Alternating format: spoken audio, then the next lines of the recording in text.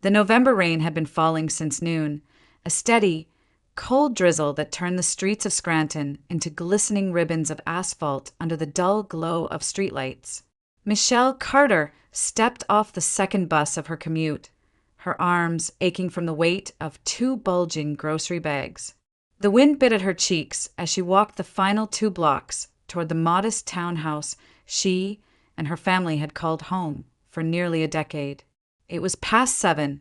Her day had begun before dawn. A quick breakfast, a long ride to the manufacturing firm where she worked as an accountant, 8 hours of spreadsheets and numbers, another ride home.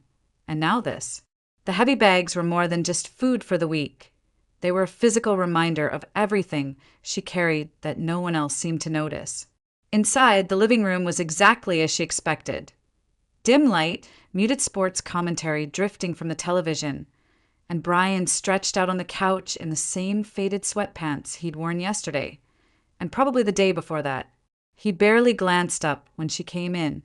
"Hey," he muttered, eyes fixed on the screen. There was no offer to help with the bags, no question about her day. Just the same couch, the same remote, the same man who had once been so different. 2 years ago, Brian Carter had been a sales manager with a knack for closing deals and a head full of plans. When the company downsized, he'd come home with a cardboard box of belongings and a promise. This was temporary. He would find something else, something better. But weeks became months, and months became years. Now, temporary felt like a lie neither of them had the strength to expose. "I had an interview today," Brian said after a pause, still not looking at her. Didn't feel like the right fit. It was the same phrase he always used. Michelle set the bags on the counter, forcing her voice to stay calm. What was wrong with it? Too small. They're looking for someone with less experience. He shrugged, flipping the channel. "I'm not going to settle." Michelle didn't argue. She'd learned there was no point. Every opportunity was too small, too far, too beneath his level. Somewhere along the way, ambition had turned into pride, and pride had hardened into inertia. It wasn't just about money anymore. It was about watching the man she had built a life with disappear one excuse at a time. Upstairs, her children's voices carried faintly through the hall. Lucas, 16, and Emma, 14. They had long stopped waiting for their father to drive them to practice or help with school projects. Lucas did odd jobs after school to pay for his own sneakers. Emma confided in Michelle when she was upset, never Brian. Still, Brian lectured them endlessly about the importance of education and responsibility, as if words could fill the gap his absence left. Michelle moved through the motions of her evening without thinking. Groceries into the fridge, pasta boiling on the stove, laundry sorted and switched. Emma called from her room with a question about a biology assignment. Lucas asked if they could afford the $40 for a school field trip. "We'll figure it out," Michelle said automatically, though she wasn't sure how. When dinner was ready, she set the table while Brian continued watching TV. He joined them eventually, complaining half-heartedly about the pasta being overcooked. Lucas stared at his plate. Emma ate in silence. The only sound was the clinking of forks against dishes and the muffled chatter from the television in the other room. After dinner, Michelle scrubbed dishes while Brian returned to the couch. She helped Emma finish her homework, reminded Lucas about his curfew, and prepared lunches for the next day. By the time she folded the last load of laundry, it was past midnight. Brian had fallen asleep with the TV still on. She turned it off and stood there for a moment, watching him. This was the man who used to plan road trips on a whim, who once left her love notes tucked inside her purse, who dreamed of starting his own business. Now he couldn't even take out the trash without being asked twice. Michelle went to bed exhausted, not just from the weight of the groceries or the hours of work, but from the relentless sameness of it all. Her life had become a loop. Work, home, store, repeat. Even weekends brought no rest, just deeper cleaning, more chores, endless lists. Somewhere along the way, she had stopped being a wife and partner and had become something else entirely. A manager, a caretaker, a support system that no one acknowledged until it faltered. As the rain continued to patter softly against the window, Michelle lay awake staring into the darkness. She tried to remember the last time she had felt like more than a machine keeping the household running. The answer didn't come, and that silence, heavy, familiar, suffocating, was worse than any answer could have been. The morning light that filtered through the blinds was pale and cold, carrying none of the warmth Michelle used to love about autumn. She stirred awake before her alarm, a habit formed long ago when mornings were a race against the clock. Lunches to pack, kids to wake, clothes to iron. The house was quiet except for a low murmur coming from the living room. As she moved closer, still in her robe, she realized it was Brian's voice. "No, I'm not ready yet," he was saying quietly into the phone. "I need a bit more time." "Yeah, I know, but it's just not the right opportunity right now." Michelle stopped by the doorway, the words landing heavier than they should. Not ready yet. 2 years had passed since he'd lost his job, and still he wasn't ready. When he noticed her standing there, Brian ended the call quickly and offered a weak smile. It was nothing. A recruiter. Wrong fit. She folded her arms. Wrong fit again. He sighed as if she were the unreasonable one. "I'm not taking the first thing that comes along, Michelle. I have standards. I'm not going to waste my time on something that isn't worth it." "Maybe something temporary then," she suggested gently. "Just until—" "No," he cut her off, his voice sharpening. "I'm not flipping burgers or stocking shelves. I've worked too hard for that." The conversation ended the way it always did, with a wall she couldn't climb. Michelle retreated to the kitchen and started breakfast. The scent of coffee soon drew Lucas and Emma downstairs, sleepy-eyed and hungry. Lucas hovered near the fridge, his voice hesitant. "Mom, the school trip to DC is next month. They need the payment by Friday." Emma spoke next, toeing the floor with her sock. "And I need new sneakers. Mine are too small." Michelle's chest tightened. "I'll see what I can do." Brian, reading the news on his phone, didn't look up. Lucas stared at him for a long moment before muttering, "You've been saying that for 2 years." Then he grabbed his backpack and walked out without another word. Silence hung over the kitchen like a storm cloud. Michelle placed a plate in front of Brian, but he barely touched it.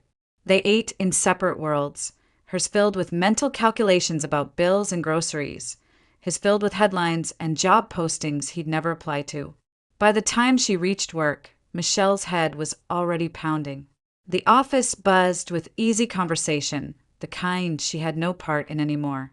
"We got tickets to see Hamilton this weekend," a colleague was saying. "Then dinner at that new steakhouse downtown."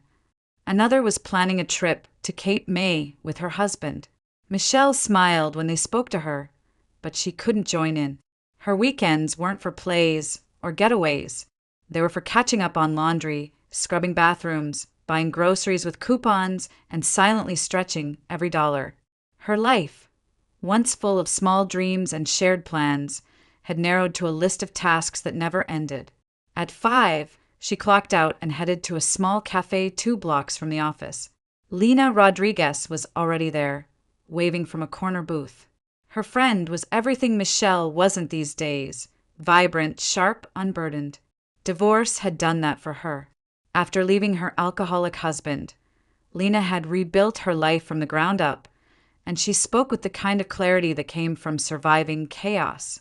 "You look exhausted," Lena said as Michelle slid into the seat across from her. "Has he even applied anywhere this week?" "He says he's looking," Michelle murmured. "He's just waiting for something that fits." Lena snorted. "Fits? Michelle, men don't change because we ask them to. They change when the alternative hurts. As long as you're carrying the weight, he'll let you." Michelle stirred her tea, slowly, watching the steam curl upward. "It's not that simple. The kids need stability. And you don't." Lena leaned forward. "You deserve a partner, not another dependent." She hesitated, then added, "Someone actually asked about you last week." Said you were beautiful. Wanted to know if you were single. Michelle blinked, caught off guard. What? One of the guys from my office. He saw us having lunch a few months ago. Lena grinned. I told him you weren't available, obviously. But it proves a point. You're not invisible, Michelle. Not to everyone. Michelle laughed it off, waving the comment away. But the word stuck like a splinter she couldn't shake. It had been so long since anyone had seen her as anything other than a mother, a wife, a provider. Somewhere beneath the exhaustion and the routines, a part of her still existed. A woman who once had dreams and desires of her own. As they said their goodbyes and parted ways, Michelle walked home through the chilly evening, Lena's words echoing in her mind. As long as you're carrying the weight, he'll let you. She thought of Brian on the couch, the unopened job applications, the not ready yet excuse. Maybe Lena was right. Maybe she had made it too easy for him not to change. And maybe, just maybe, something had to give. The bus was half empty that evening, its windows fogged from the contrast between the damp November air and the warm interior. Michelle slid into a seat near the back. The grocery bags gone now, but the weight in her chest heavier than ever. The day had drained her, the quiet tension at breakfast, Lucas's bitter remark, Lena's blunt truths echoing in her ears. Outside, the streets of Scranton blurred into streaks of orange and gray as rain clung to the glass. She pressed her forehead against the cool window and let the gentle sway of the bus lull her into thought. 2 seats ahead, a man's voice rose softly above the hum of the engine. He was speaking into his phone, his tone warm, apologetic, tender, a language Michelle hadn't heard in her own home for years. I know, sweetheart, he said with a small laugh. I promised we'd go to Charleston this fall. I'm sorry we have to put off again. A pause, then softer. Thank you for being so patient with me. You're the most understanding woman in the world. You know that. Michelle's eyes drifted to the man, mid-40s, tired around the edges, but smiling as he spoke. He explained how his mother's condition had worsened, how he needed to spend weekends at her house now. It's not how I pictured this year, he murmured. But I'm lucky. Not everyone has a partner who stands by them like you do. The words pierced deeper than she expected. She turned back to the rain-streaked window, but the conversation had already carved its way inside her. Thank you. I'm sorry. I'm lucky. Simple phrases, ordinary even. And yet, when was the last time she had heard them directed at her? 2 years ago, Brian's company had folded, and with it their sense of stability. She told herself then that they would weather the storm together. She'd worked extra hours, cut corners, reassured the children, held everything together so Brian could figure things out. But somewhere along the way, the storm had become permanent and gratitude had vanished. There were no thank yous for the meals she prepared after 10-hour shifts. No apologies for the strain of bills piling higher than their hopes. No acknowledgement that she was the only one rowing the boat anymore. Michelle tried to remember the last time Brian had touched her shoulder in passing or kissed her cheek without being asked. She came up blank. Their conversations now were lists and logistics, school forms, grocery needs, overdue payments. They were partners in name only, their marriage a silent agreement to coexist in the same space. The man ahead kept talking, his voice full of affection and remorse. I promise we'll plan something for spring. Maybe that cabin you love by the lake. Just us. You deserve that more than anyone. Michelle felt her throat tighten. Deserve? Did she deserve anything anymore? A thank you? A break? A life that wasn't just an endless conveyor belt of responsibilities? It was unsettling how foreign the idea felt. The bus lurched to a stop, and a few passengers shuffled off. Michelle barely noticed. Her mind had snagged on a thought Lena had planted earlier. As long as you're carrying the weight, he'll let you. It had stung when she'd heard it. It stung even more now. Maybe she had been protecting Brian from consequences, cushioning his fall, smoothing over every rough edge so he could keep drifting. And maybe in doing so, she had erased herself. She stared at her reflection in the dark glass. Tired eyes, hair damp from the rain, a face she barely recognized anymore. Beneath the exhaustion, though, something stirred. A small, stubborn ember of anger, of curiosity. What would happen if she stopped carrying the weight, even for a single day? If the meals weren't cooked, the clothes weren't folded, the lists weren't checked off? What would Brian do if she simply disappeared from the equation? Would he notice her absence, or just the absence of what she did? The bus turned down Maple Avenue, nearing her stop. The man with the phone call stood and offered his seat to an older woman boarding. He smiled, kind and effortless, before stepping off into the rain. Michelle watched him go, still hearing his words. "I'm lucky. You're the most understanding woman in the world." It wasn't envy that burned in her chest, not exactly. It was something sharper, more unsettling, a realization of how much she had stopped expecting, and how much she had allowed herself to disappear. As the bus hissed to a stop near her block, Michelle rose slowly, gripping the handrail as if steadying herself against a shift she couldn't yet name. The night air met her like a cold slap when she stepped off, rain misting against her skin. She walked the final stretch home without rushing, each footstep deliberate. For the first time in years, her mind wasn't replaying tomorrow's tasks or next week's bills. Instead, a single question pulsed quietly beneath everything else, persistent and impossible to ignore. What would happen if I stopped being invisible, even for one day? Saturday dawned gray and quiet, the kind of morning that begged for coffee and warm blankets. Michelle was awake long before the sun climbed over the rooftops, moving through the house in silence. She slipped into a pair of worn jeans and her favorite coat, packed nothing but her wallet and keys, and paused at the kitchen counter. There, on a yellow sticky note, she wrote 7 simple words. "I have things to do. I'll be back tonight." Then she placed the note where Brian would see it, turned off her phone, and walked out the door. It was the first time in 15 years that she had left the house without a plan, without an explanation, without anyone depending on her. The November air was cool and damp. The streets still empty as Michelle walked with no particular destination. A strange sense of lightness followed her, unfamiliar but intoxicating, like she had set down a load she didn't realize she'd been carrying. She didn't know what the day would bring, and for once she didn't need to. Inside the Carter house, Brian stirred awake hours later.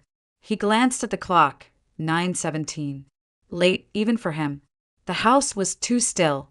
No scent of coffee drifting from the kitchen, no clatter of pans, no Michelle calling up the stairs for the kids to get moving. He lay there for a moment, blinking into the silence before pulling himself up and padding downstairs. The sticky note on the counter was the first thing he saw. "I have things to do. I'll be back tonight." That was it.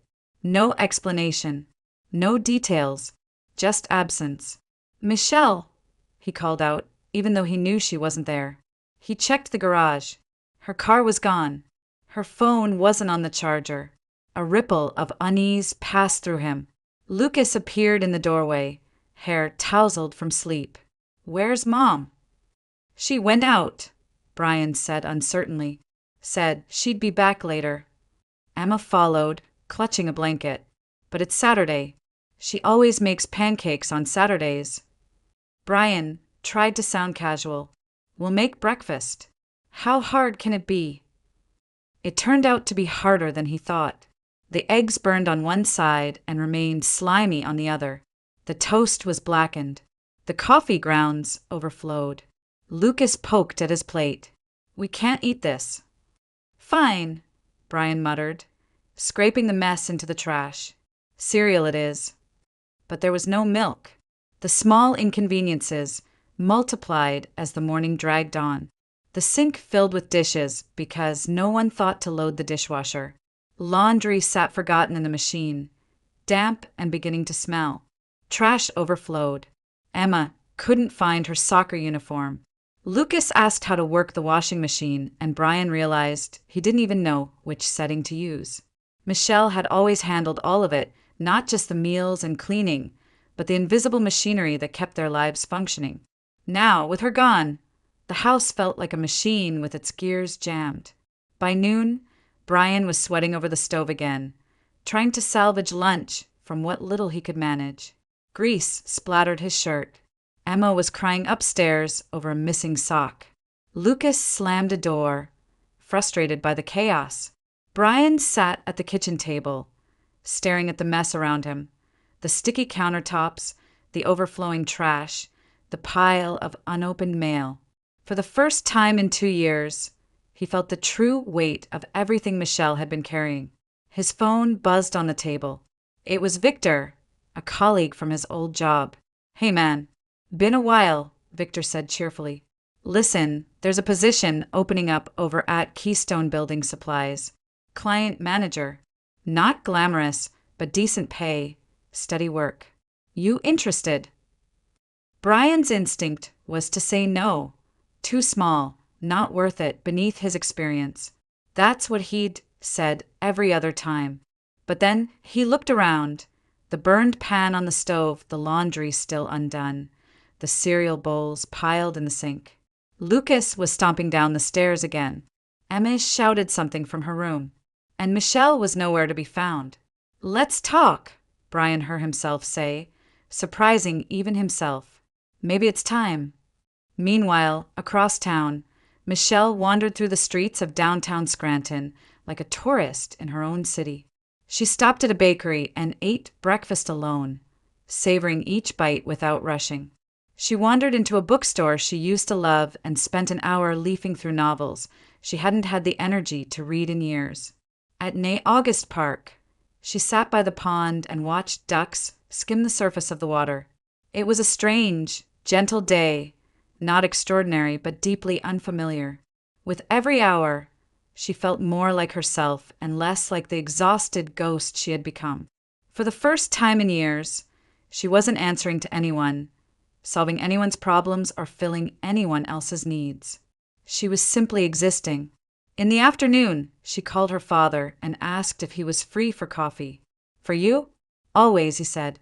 They met at a small diner near his house, a place with cracked vinyl booths and the smell of fresh pie.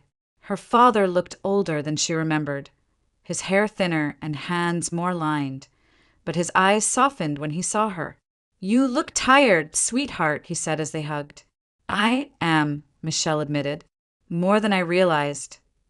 They talked for hours about her mother, gone now for 5 years, about his garden, about small memories from her childhood, and then, slowly, about Brian, about how things had gotten this way, about how much she carried, and how little he seemed to see it. Her father listened quietly, then spoke with a gentleness that made her eyes sting. "You know," he said, "your mother once packed a suitcase and left for a day. I thought she was leaving me. Turns out she just needed me to notice everything I had stopped seeing. It changed me, Michelle. Sometimes love needs a shock to wake it up." As dusk settled over the city, Michelle walked home in the fading light, her phone still off, her steps unhurried. For the first time in a long time, she didn't dread walking through that front door. Something had shifted in her and maybe, just maybe, in Brian too. The diner was nearly empty by the time Michelle and her father settled into a booth by the window. Rain streaked the glass outside, soft and steady, while the smell of brewed coffee hung warm in the air. Her father, Thomas Avery, had always been a man of few words, solid, dependable, the kind of person who never panicked even when life spun out of control. It was part of why Michelle had called him. She didn't need someone to fix things. She needed someone who understood storms. They talked about small things at first, the stubborn tomato plant still clinging to life in his garden, the book club he'd reluctantly joined at the community center. But when the conversation drifted toward Brian, Michelle's tone shifted. The words poured out before she could stop them. "I don't even know who we are anymore," she admitted, staring into her cup. "I work. I pay the bills. I keep the house running. And he's always waiting for the right opportunity. But what about us? What about me?" Her father listened without interrupting. nodding slowly as she spoke. When she fell silent, he leaned back in the booth and exhaled. "You know," he said after a long pause, "you're not the first woman in this family to feel that way." Michelle looked up. "What do you mean?" He smiled faintly, but there was sadness in his eyes. "Your mother. About 30 years ago, I lost a big contract at the construction firm. We were drowning in debt, I was angry all the time, and I stopped trying. I told myself I'd figure it out, but really, I was hiding from the shame." Michelle's heart tightened. She remembered flashes of that time, the tension, the arguments she didn't understand as a child. "One afternoon," Thomas continued, "I came home and found your mother packing a suitcase. I panicked. I asked her where she was going, and she looked me in the eye and said, 'I'm not going anywhere yet, but I will if you keep living like this. Be a man or lose your family.'" The words seemed to hang in the air between them. "She gave me a choice," he said quietly, "and that shock, it changed everything. I started taking whatever work I could. It wasn't glamorous, but it kept food on the table. And little by little, I built myself back up. We built us back up." Michelle swallowed hard. "You never told me that." "Because I didn't want you to see me as someone who failed," he admitted. "But the truth is, even the strongest marriages hit storms. And only when both people row the boat does it move forward. One person rowing alone just spins in circles." His words sank deep, finding places she hadn't wanted to look. All this time, she had believed she was helping Brian by carrying the weight. But maybe she had been enabling him, building a soft landing so he never had to stand up again. Every bill paid, every meal prepared, every excuse tolerated had become another brick in the wall of his stagnation. "I think I've been rowing alone for a long time," she murmured. Thomas reached across the table and squeezed her hand. "Then maybe it's time to stop." Back at the Carter house, the afternoon had stretched into something resembling chaos. Brian was hunched over the kitchen counter, a potato peeler clutched awkwardly in his hand. It had taken him 30 minutes to peel half a bag, and they were uneven and ragged. The frying pan smoked from a forgotten splash of oil. Emma sat at the table, chewing on a dry piece of bread. "Dad," she said between bites, "Mom usually puts spices in the soup, and vegetables, and actual flavor." Brian sighed, staring at the pot of cloudy broth bubbling unevenly on the stove. "I'm doing my best, kiddo." Lucas came in from taking out the trash, wiping his hands on his jeans. "You forgot recycling again," he said. "Mom always separates it. Also, we're out of paper towels." Brian blinked. "We are." "Yeah, Mom keeps track of that too." The comments weren't meant to be cruel, but they hit their target anyway. Brian looked around the kitchen and saw what had always been invisible to him: the dozens of small, unseen tasks that kept their home running, the pantry that never ran empty, the laundry that appeared folded and clean, the trash that disappeared before it overflowed, the meals that appeared hot and ready every evening. He had never truly noticed them because they had always been done, quietly, efficiently, without complaint. And now, standing in the middle of a kitchen that smelled faintly of burnt oil and desperation, he finally understood just how much work that invisible labor required. By late afternoon, the house was a mess. The sink was stacked with dirty dishes. The trash still wasn't out. The soup was barely edible. Emma's soccer gear was unwashed. Brian slumped into a chair, staring at the chaos that had bloomed in Michelle's absence. For the first time, a thought pierced the haze of his excuses. She does all of this. Every single day, he felt a flicker of shame, and underneath it, something unfamiliar and uncomfortable: respect. Maybe he hadn't just been out of work these past 2 years. Maybe he had been absent from his family in far more ways than one. As the daylight outside began to fade, the Carter house was quiet again, but not with the familiar hum of routine.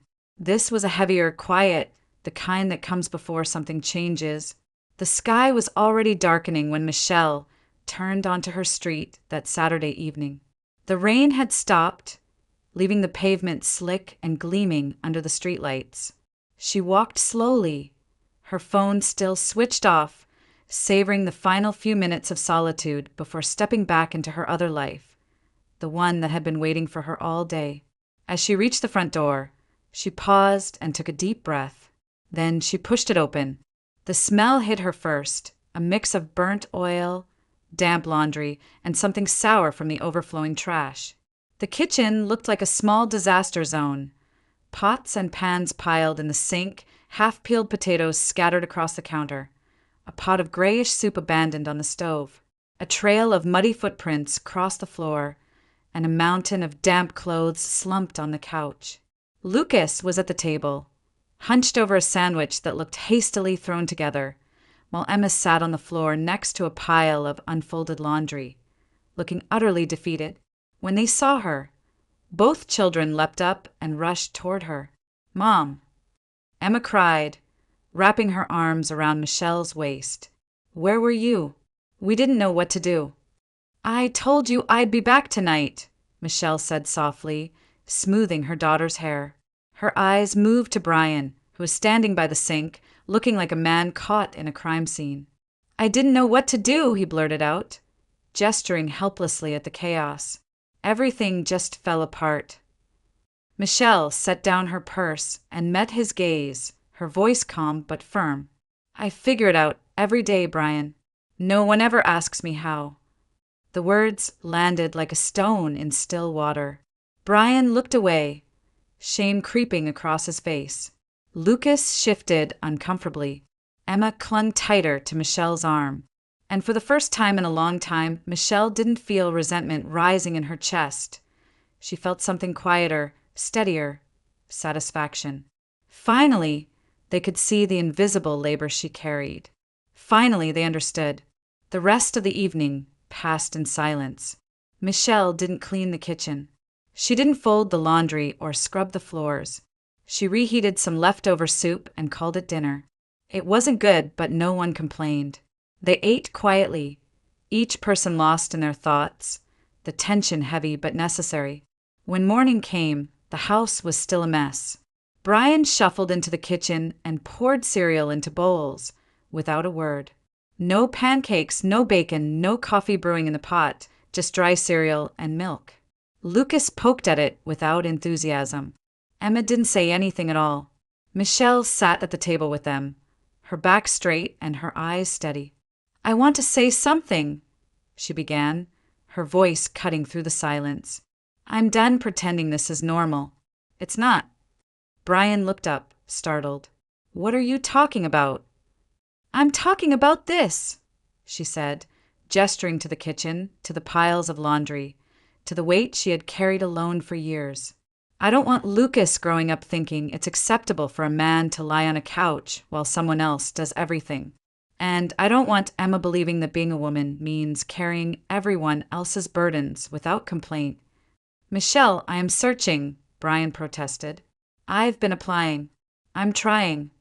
"Scrolling through job sites isn't working," she shot back, her tone still even but sharper now. "It's been 2 years. 2 years of excuses. 2 years of not the right fit. Meanwhile, I'm working full-time, raising our kids, running this house, and somehow I'm the only one who seems to notice how much is falling apart." Brian's jaw tightened. "I'm doing my best." "No, Brian," she said, leaning forward slightly. "You're doing the bare minimum and calling it effort." The room fell silent again. The kids avoided looking at either of them. Michelle inhaled deeply, steadying herself. "This isn't a threat. It's a boundary. You have 1 month to find a job. Any job. It doesn't have to be perfect. It just has to be something. If you don't, I will make a decision about our marriage." The words hung heavy in the air. Brian's spoon clinked against his bowl as he set it down. "Are you saying you'll leave?" "I'm saying I won't keep living like this," Michelle replied. "If nothing changes, I will." Brian stared at her, as if seeing her clearly for the first time. She wasn't angry, wasn't shouting, and somehow that was worse. The calm in her voice made the ultimatum feel irreversible. a line drawn cleanly in the sand. For the rest of breakfast, no one spoke. Emma excused herself to her room. Lucas muttered something about a group project and left the table. Brian sat there long after they were gone, his cereal turning soggy, his hands motionless on the table. Michelle stood and began clearing the dishes. But this time she didn't do it silently. "This is the last month I carry this alone," she said quietly. "After that, either we're rowing together, or I'm getting off the boat." Brian didn't respond. He couldn't. The weight of her words pressed down on him, heavier than any silence they'd shared before. And deep down, beneath the defensiveness and pride, something in him shifted, a flicker of fear, yes, but also of understanding. This wasn't just about a job anymore. It was about the life they had built, and how easily it could crumble if he didn't change. Monday morning arrived with a strange stillness, one Michelle hadn't felt in years. It wasn't that the house was suddenly peaceful. The sink was still piled with dishes, and Emma had left her backpack in the hallway again. But something inside her had shifted.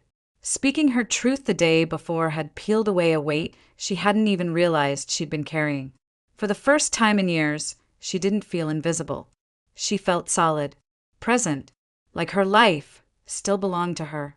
She dressed for work without rushing, even stopping to sip her coffee slowly instead of gulping it down between chores. When she stepped outside, the November air felt different too, still cold and damp, but sharper, clearer. As she boarded the bus and watched the city slide by, she felt a flicker of something that had been missing for far too long. Possibility. At the office, the usual Monday chaos buzzed around her. Phones ringing, printers whirring, coworkers comparing weekend plans. Michelle logged into her computer and began her day, diving into the familiar rhythm of spreadsheets and invoices. It wasn't glamorous work, but it was steady and she was good at it. Just before lunch, her manager, Elaine, stopped by her desk. "Got a minute?" she asked, her tone light but purposeful. Michelle followed her to the small glass-walled office at the end of the hall. Elaine smiled. "I'll get straight to it. We're expanding the department next quarter, and I need someone to step into a senior accountant role. Higher pay, more responsibility. You're the obvious choice." Michelle blinked, caught off guard. Months ago, she might have turned it down, too worried about how she'd balance it with everything waiting for her at home. But now, as she thought of the ultimatum she'd given Brian, of the line she had drawn in the sand, something steadier rose in her chest. "Yes," she said, "I'll do it." Elaine grinned. "I knew you'd say that. We'll go over the details later this week." After the meeting, Michelle sat at her desk for a long time, fingers hovering over the keyboard, heart still racing. The raise would mean more breathing room, maybe even a small safety net if things didn't change at home. But more than that, saying yes had reminded her that her life wasn't frozen. It was still moving, still hers to shape. That afternoon, Lena called as Michelle was leaving the office. "Well," her friend demanded, "did he snap out of it?" "I gave him a month," Michelle said simply. "Find a job, or I'll decide what happens next." Lena let out a low whistle. "Good for you.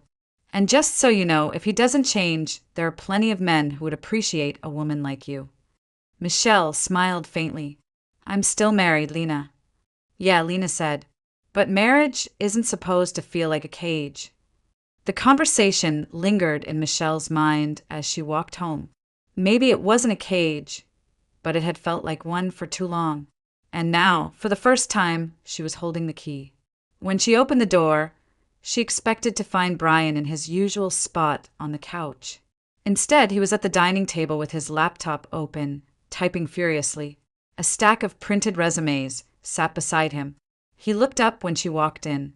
"I updated everything," he said quickly as if needing her to know. "I've applied to 4 jobs today." Michelle hung up her coat and studied him for a moment. He looked different, still uncertain, still defensive, but there was a tension in his shoulders she hadn't seen before. A man who was finally aware of what was at stake. "I didn't think you were serious," he admitted quietly. "Not until yesterday." I was, she said simply. I am. At dinner that night, the conversation turned to Victor's job lead. I'm meeting him tomorrow, Brian said, his voice tight. They want someone for a client manager role. It's not glamorous, but it's something. Michelle nodded. That's good. I'm terrified, he added with a humorless laugh. It's been 2 years since I interviewed for anything. Maybe being terrified is a good sign, she said. It means you're awake. The rest of the meal passed quietly, but the silence felt different from the heavy kind that used to fill their kitchen. This one was edged with uncertainty, but also with the faintest trace of movement, like something long frozen beginning to thaw. Later, as they sat in the living room, Brian stared at the darkened television. I need to tell you something, he said, not looking at her. It's not just laziness. Part of me, I felt ashamed. The idea of taking a job that pays less than my old one, it felt like admitting I'd failed, that I wasn't providing for my family. Michelle listened, her jaw tightening. Do you think I wasn't ashamed? She asked quietly. Carrying the whole family alone, explaining to our kids why we couldn't afford things, working myself into the ground while you waited for something better to fall into your lap. Brian flinched. I didn't mean, I know, she said, her voice softening but not losing its edge. But shame isn't an excuse to stop showing up. We all feel it. The difference is what we do next. He was silent for a long moment. Then, in a voice barely above a whisper, he asked, If I get this job, if I change, do you think we could start over? Michelle looked at him, really looked at him, and saw the man she had once built a life with, now stripped of excuses and pride. I don't know, she admitted. I don't want to be in a marriage just because we signed a piece of paper. I want a partner who values me, not someone who expects me to disappear into the background. Brian nodded slowly, the weight of her words settling over him. For once, there were no promises, no easy reassurances, just the fragile possibility of something new, if he was willing to fight for it. 3 weeks later, the alarm clock in the Carter house rang before dawn. Not for Michelle, but for Brian. He swung his legs out of bed before the sun had fully risen, showered, dressed in a crisp shirt and tie that hadn't seen daylight in years, and brewed a pot of coffee. The sound of his footsteps moving through the kitchen was still strange, almost foreign, but it no longer startled Michelle awake. She stirred under the covers, listening to the quiet clatter of mugs and the front door closing as he left for work. It was a sound she had once taken for granted, and one she had stopped believing she would ever hear again. True to his word, Brian had taken the job at Keystone Building Supplies. It wasn't the executive position he used to brag about, and the paycheck was smaller than what they had once lived on. But it was a job. It was structure. It was effort. Every morning, he rose early and caught the 7:10 bus downtown. Every evening, he returned tired but carrying a paycheck, proof that the weight of their life was no longer hers alone. The change was subtle at first, almost fragile, but slowly the air in the house began to shift. Lucas no longer rolled his eyes when Brian spoke about responsibility. Emma, once distant and wary, started sitting beside her father after dinner, telling him about her day. Even the arguments that had once flared between them seemed to quiet. There were still dishes to wash and bills to pay, but they no longer felt like burdens Michelle carried in isolation. For her part, Michelle found herself exhaling in ways she hadn't in years. With a promotion on the horizon, her days at the firm had taken on new purpose. She stayed a little later at work, not because she had to, but because she wanted to. She joined 2 colleagues for lunch instead of eating alone at her desk. On Saturday mornings, she walked to the small farmers' market downtown, picking out flowers and fresh bread just because they made her happy. It was in those quiet, unremarkable moments, sipping tea on the porch before sunrise, browsing shelves in the bookstore after work, taking an evening walk alone, that Michelle felt the stirrings of something she had long forgotten, herself. She had spent years shrinking to fit the spaces around her, the needs of her children, the fragility of Brian's pride, the endless churn of responsibility. A month ago, she could barely remember the woman she had once been. Curious, independent, capable of joy. She had been invisible, even to herself. Now, standing in front of the mirror one morning before work, she saw someone else staring back. Still tired, yes. Still uncertain, but no longer invisible. Brian was trying, she would give him that.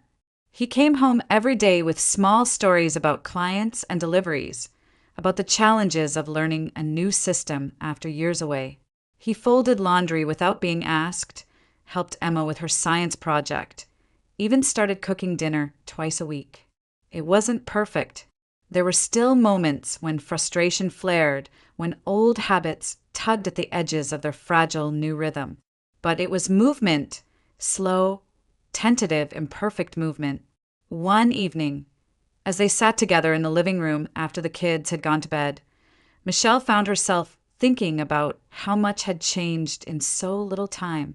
For weeks ago, she had stood in this same room feeling utterly trapped, exhausted, unseen, and terrified that her life would never change. Now, the fear was still there, but it no longer owned her. The future was uncertain.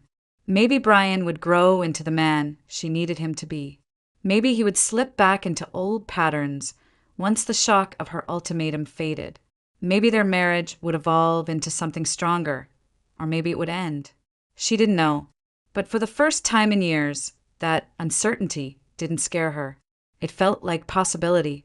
As she tidied the kitchen that night, Michelle caught sight of the sticky note still pinned to the refrigerator. "I have things to do. I'll be back tonight." She had left it there as a quiet reminder, not just of the day she walked out, but of the day she chose herself. Brian walked in, loosening his tie, looking tired but content. "Long day," he said with a weary smile. "I know the feeling," she replied, and they shared a small, genuine smile across the room. Later, as she slipped into bed and the house settled into sleep around her, Michelle stared up at the ceiling and thought about all the versions of herself she had been. The woman who carried it all, the woman who vanished for a day, the woman who drew a line in the sand. She knew now she would never go back to the first version. Life, she realized, was too short to wait for someone else to grow up, too precious to spend on promises that never arrive. Whatever came next, whether this new chapter lasted or not, she would walk into it with her eyes open, her voice steady, and her worth no longer negotiable. And for the first time in a long time, that was enough.